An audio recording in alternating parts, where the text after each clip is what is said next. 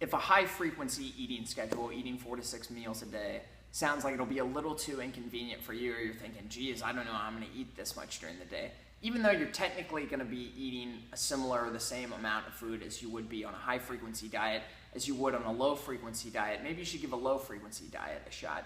I've been testing a low frequency eating pattern now for about 6 months, and I've seen amazing and dramatic changes in as far as my body fat goes, performance in the gym, and how I feel during the day. The thing about food is it's an amazing fuel for our body. We need it to exist. But the great thing about being on a low frequency eating schedule by eating maybe once or twice a day as opposed to 4 to 6 times is that I don't have to constantly be thinking about when I'm gonna eat next, or if I have to eat every 2 or 3 hours, how I'm gonna carry food around on me, if that food's gonna go bad while it's on me, what can I eat while I'm on the go. If those you're worried about or are distracting you too much, low frequency eating diet like intermittent fasting, and I know it sounds crazy, it sounds serious, but it's really not that bad. I just concentrate all of my daily calorie intake over the course of 2 meals. I'll wake up in the morning, I'll have my coffee, I'll go to work, and I usually won't typically eat my first meal of the day until after I work out, which I'll plan to do mid-afternoon between noon and 3 o'clock. And then I'll eat another time again before bed to make sure I get all my nutrients. The other benefit of doing a low frequency eating program like intermittent fasting is that you get to have humongous meals. And a lot of people don't really think about that, but if you're on a high frequency eating schedule, you're gonna be having smaller portion meals throughout the day just to keep your blood sugar stabilized and to keep you going.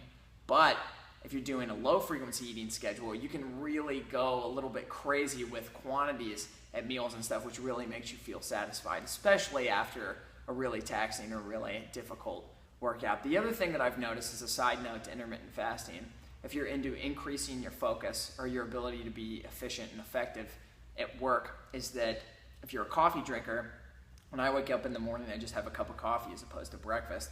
I feel like that's another thing for my body to think about if I've got food processing. And that's another thing that I have to think about. I gotta wake up, I gotta make breakfast before I can even sit at my computer or come to the gym to work. But if I can just wake up, have my coffee ready, sit down and go to work, there's something about fasting that increases your focus when you're in the morning. One method I've heard of explaining why you have increased focus when you're fasting is that if you think about our roots when, like back in hunter-gatherer days, which has become really popular to examine with things like the paleo diet, is that when you're hungry, your body is going to increase its focus as a natural response to look for food. Now, as long as you're not getting hangry, as they call it, and your blood sugar gets low and you start crashing, then this is a great way to just stay in focus for whatever work you need to do. So if you're into it, give it a try. A low frequency eating diet is great because you don't have to be focused on eating all the time like you do on a high frequency eating schedule. It's great to be able to just sit down, have a nice meal, and not be concerned about it for the rest of the day.